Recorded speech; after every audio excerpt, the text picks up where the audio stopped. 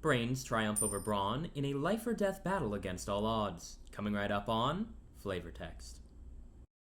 Hi all, Nyx here, they, them. When we last met, I told you of the Festival of Calum and the Baboon Saint, Santix. As a quick reminder, our party is Zakaria, gnome monk, Reyna, half-elf sorceress, and Caladion, elf rogue. A few things have happened since then. A drunken hill giant, the world's worst archer, and Sir Azernoth Parthenax of Fluffington, and no, I will not give you more context on that last one.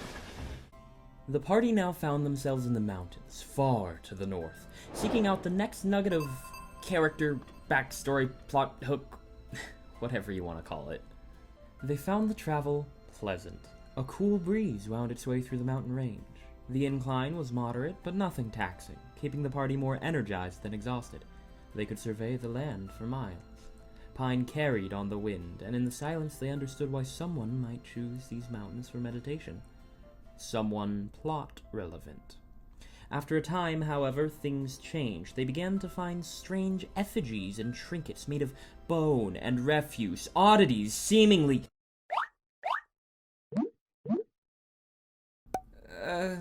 My bad. It was quiet, then unsettling. Then they found life. Specifically, they found... a troll. Dun dun. They weighed their choices. They could try to sneak past the troll, but if they should fail, they would find themselves in the dark, in its lair, with no obvious escape. They could try and scale the canyon walls and go around the cave, but their primary mission was time-sensitive, and they had already been on the side quest too long. Or they could fight the troll. This gave them pause. Could they? They had heard of the might of a troll, and this fearsome beast not only met but exceeded their expectations. But it was sleeping, and they had the drop on it. Surely, added Zakaria, the beast was a threat to any and all life in the area, and slaying it would save many lives down the line. Objection! After much debate, I reminded them that they were on a timer, and they decided to move forward with Zek's plan. They were not going to just rush blindly in, however. Zek laid down bear traps, Caladion snuck into an advantageous cranny with line of sight on the cave's opening, and Reyna took the high ground. Zek would lure the beast into the open, hindering its advance with his nimble movements and stunning fists, leading it through the bear traps he had hidden, while Reyna and Caladion pelted the creature with arrows and fire from above. In short, because it was a simple beast, Zek could tank, and the others would DPS. And so, the battlefield now set in their favor. Zek picked up a stone and threw it at the troll. The beast charged, and the final piece of the trap was sprung. I light up. Introducing the Flint-Rock Gauntlets. Dwarvish made, Zakaria owned, a commission he had kept secret from the party. These vicious-looking gloves could ignite with nothing more than a little friction and some lantern oil, and added a potent punch to the monk's strikes. But they did not come without cost. The heat from the gloves would singe and char Zakaria with each use. Risk, reward.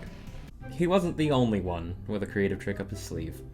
Caladion had some leftover explosives from a previous quest and was attaching them to his arrows. Constantly, the party was trying to push the boundaries of their creativity for new, inventive solutions, and they nearly always paid off.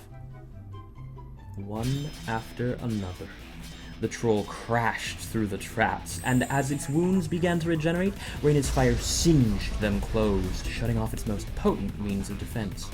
Arrows found their mark, and the beast's energy slowly whittled away. Their plan was working. The troll and Zek exchanged blows, and the fight was seemingly in their favor, but the flames had been wearing away at Zek's HP, and at the height of their exchange... critical hit. Dun dun. The troll grappled with the gnome, and in a savage rage bit into his shoulder, draining the life from Zakaria. It threw the gnome's unconscious form to the side, and with renewed vigor began its uphill charge toward the other two party members. Panic flooded their minds. Zakaria, up until now, had never been bested in combat.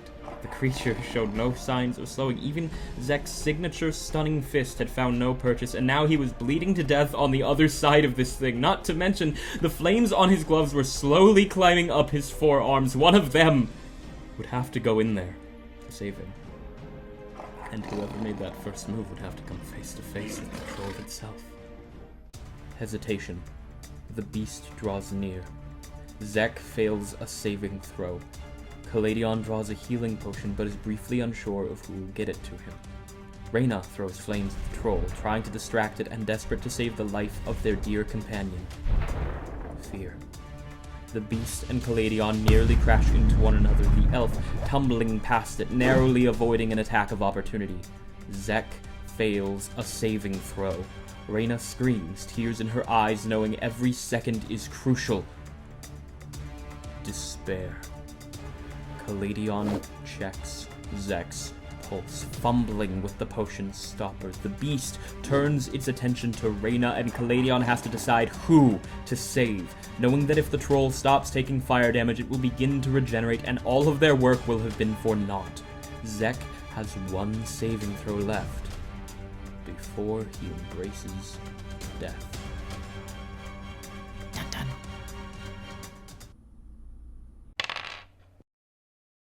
An arrow strikes the beast critically at the base of its skull, and it collapses. Reyna joins Caladion at Zakaria's side. Dax whispers softly. Good night, sweet gnome. The troll begins to rise again. Reyna's eyes fill with fury, and in turn the troll's waking form fills with fire. She burns and burns and burns until there is nothing left. Caladion curses himself for not acting quicker. The two of them stare in silent contemplation. This was Dax's first character ever. The amount of love he had put into Zakaria was obvious, and the entire table felt the loss. The closest thing a game has ever had to an anime protagonist. His creative exploits included naming and maintaining relationships with practically every animal they came across, inventive approaches to combat, which required constant GM homebrew, which, for the record, I love to do. Heck, he even came up with a list of 213 different team attacks the party could use to slay kobolds. And now he was gone. A vivid flame extinguished. His time away from the table was invested so heavily at the table. That list wasn't just names. Each finisher was named, choreographed, as in you could actually perform it, numbered, and stylistically different from the one before it. I think it came out to nearly 4 pages of fine print font. It was so impressive, and I felt so flattered by his investment as a GM. I'd given him a hero point on the spot. A hero point. Dun dun. Dax! You can use your hero point to pass that last saving throw! I'll just fail the next one. Not today you won't, buddy. I've got a healing potion with your name on it. Chug it, chug it! Years have passed since then. The party is now level 12. They have ended wars and saved races. They have met with gods. They are currently facing down an unstoppable army of the dead, led by a living conduit to the plane of negative energy. But anytime you ask them about their favorite moments in the campaign, without fail, the first thing to come up is that troll fight. They were rewarded for their planning, and still faced with the harsh realities of their mortality, having chosen to fight against a superior foe. Agency, consequence, reward, these are what leave an impact, what make a story memorable. And so the story acts as a constant reminder to me, as a GM, that a story doesn't have to be epic to be great. Next time, the power of friendship becomes tangible. Tangible enough to break. Coming right up on FlavorText.